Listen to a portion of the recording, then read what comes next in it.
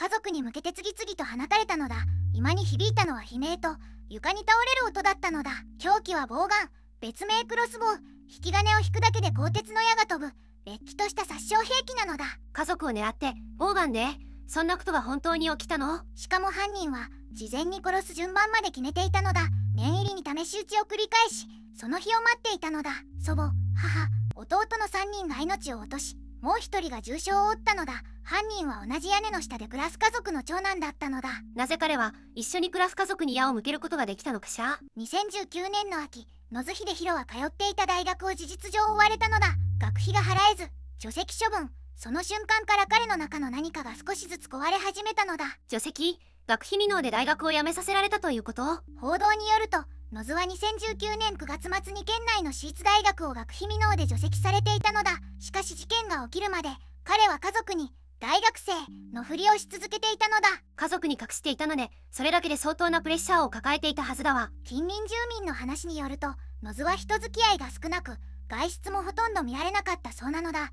家にこもって過ごす時間が長くなっていったと伝えられているのだ。裁判の審理では彼に発達障害と強迫性障害があったことが認定されているのだ。幼い頃から生きづらさを抱え、それが積み重なっていったと裁判長も指摘しているのだ。病気を抱えながら大学除籍まで追い詰められていたので、誰にも相談できなかったのかしら。家族への不満と恨みは除籍の前から少しずつ蓄積されていたと検察側は指摘しているのだ。全て家族のせいだという感情が長い時間をかけて凝り固まっていったのだ。家族のせいで、一緒に暮らしていた家族にそこまでの憎しみを持っていたの？強迫性障害による思考の固着がその感情を加速させた可能性が高いと思うのだ。全てが家族のせいという考えが頭の中で繰り返され、修正が効かなくなっていったのだと思うのだ。除籍後も約8ヶ月の間、彼は誰にも本当のことを話せないまま家の中で過ごし続けたのだ。閉じた空間の中で憎しみだけが膨らんでいったのだ。支援機関や医療にもつながれていなかったのかしら。そのまま放置されていたとしたら周囲にも問題があるわよね。裁判の記録からは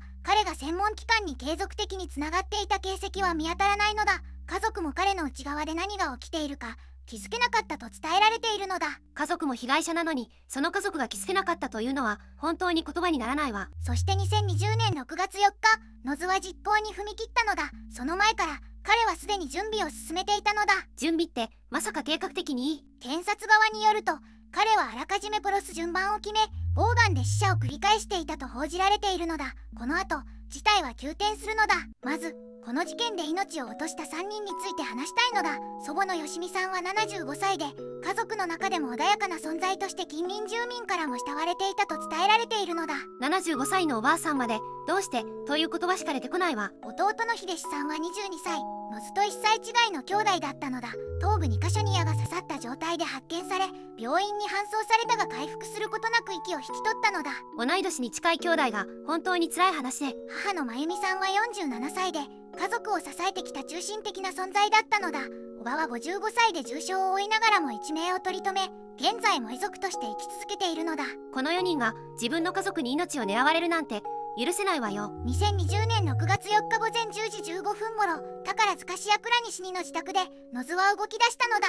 野津は事前に購入したボウガンを手に取り、矢を装填したのだ。矢には返しがついており、刺さると容易に抜けない構造だったのだ。最初に標的にしたのは祖母の吉美さんだったと報じられているのだ。野津はあらかじめ決めた順番通りにボウガンの引き金を引いたのだ。鶴が弾ける鋭い音とともに矢は放たれ、吉美さんの頭部を直撃したのだ。吉美さんはその場に崩れ落ちたのだ。続いて野津は弟の秀志さんに向かったのだ。秀志さんは逃げる間もなく頭部に2本の矢を受けたのだ。床に倒れた秀志さんは動けなくなり、野津はそのまま次の標的に向かったのだ。母の真由美さんもボウガンでいられ倒れたのだ。さらにおばも矢を受けて重傷を負ったのだ。これほどの惨劇が自分の家の中で起きたなんて。通報を受けた警察が駆けつけると、野津は現場で殺人未遂の現行犯として逮捕されたのだ。その後搬送されていた弟の秀志さんが死亡し、野津は6月25日に殺人容疑で再逮捕されたのだ。家族3人を殺しておばまで重傷を負わせて当然おかしいわよ。裁判はどうなったの？長期にわたる鑑定留め置きと公判の遅延を経て、2025年10月31日、神戸地裁は完全責任能力を認定した上で無期懲役の判決を言い渡したのだ。求刑は死刑だったのに、遺族の気持ちを思うと言葉がないわ。ここからは僕とメタンの見解を話したいのだ。事実だけじゃわからない部分について私たちなりに考えてみるわよ。ノズは全て家族のせいと述べたと伝えられているのだ。でも僕はこの言葉を額面通りには受け取れないのだ。どういうこと？家族への恨みは本物だったんじゃないの？恨みは本物だったと思うのだ。ただ僕が注目するのは彼が大学を除籍されてから事件まで約8ヶ月間その事実を家族に隠していたという点なのだ。自称大学生のまま家にいたってこと？それは相当追い詰められていたわね。除籍という現実を告白できず大学生という仮面をかぶり続けた8ヶ月間に彼の内面崩壊は始まっていたと僕は思うのだ。現実と自分が家族に見せている姿のズレが日々積み重なっていったのだ。でもなぜ逃げるという選択肢が見えなかったのかしら。家を出るとか誰かに相談するとか他の道はあったはずよ。そこに発達障害と強迫性障害の影響があったと僕は思うのだ。裁判長も動機形成への影響を認定しているのだ。物事を一つの方向にしか考えられなくなる認知の硬直が家族を消すしかないという結論へと彼を閉じ込めていった可能性があると思うのだ。孤立して相談できる場所もなくて自分の現実を誰にも打ち明けられないままその閉じた世界の中で憎しみだけが育っていったのね。さらに言えば死者を繰り返し殺害順序まで決めていたという事実が示すように衝動的な犯行ではなく長期にわたって計画されていたのだ。これはむしろ出口のない状況に追い詰められた末の絶望的な解決策として機能していたと僕は考えるのだ。計画的だからこそ余計に恐ろしいわよ。でもその計画を止められる人間が身近に誰もいなかったということでもあるわよね。共依存的な家族関係の中で孤立するという逆説は家族間殺傷事件に繰り返し見られるのだ。一緒に暮らしていながら誰も彼の内側に気づけなかったのだ。そう考えるとこの事件の根っこは家族への憎しみじゃなくてもっと深いところにある孤独だったのかもしれないわ。僕はやっぱりノズの内面崩壊は除籍という現実を抱えたまま孤立し続けた約8ヶ月間に決定的に進行し家族という唯一の世界そのものが憎しみの対象になっていったのだと思うのだ。では次に周囲はなぜ気づけなかったのかという不可説について話したいのだ。大学が除籍を決めた2019年9月末その情報は当然ながら家族には届かなかったのだ。待って、大学側は除籍した学生が家族に打ち明けていない可能性があると察知できなかったのかしら。本人が隠し続けた以上大学側に法的な通知義務はなかったのだ。しかし学費未納除籍という経緯は家庭内に深刻な経済的圧力がすでにあったことを示しているのだ。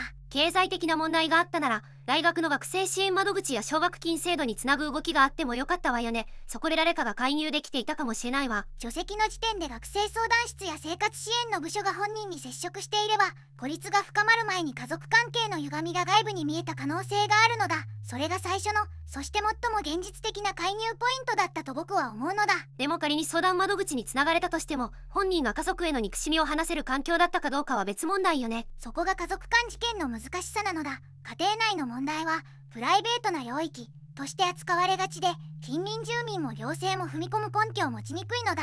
結局制度の網の目からこぼれ落ちてしまったということよね。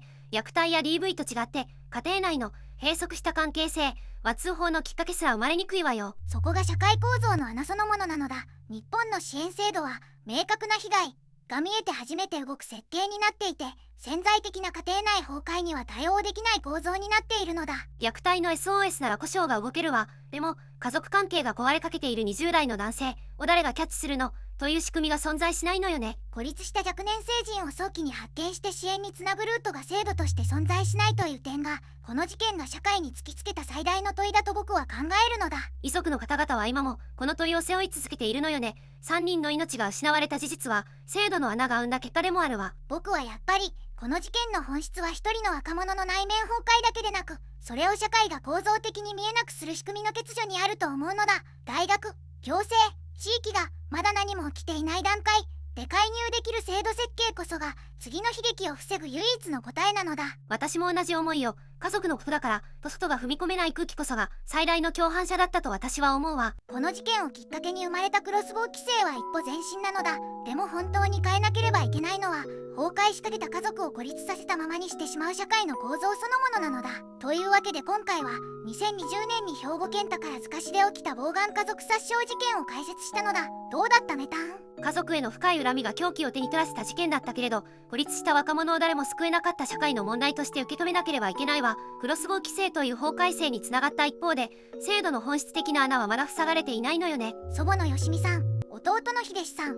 母の真由美さん、3人の命は二度と戻らないのだ。遺族の方々は今もこの事件の真相と向き合いながら再発防止を訴え続けているのだ。どうか3人のご冥福をお祈りしますという言葉しか出てこないわ。ここまで見てくれてありがとうなのだ。チャンネル登録と高評価をしてくれると嬉しいわ。概要欄に再生リストも貼ってあるからぜひ見てほしいのだ。コメント欄ではこの事件についてみんなの意見を聞かせてね。また明日なのだ。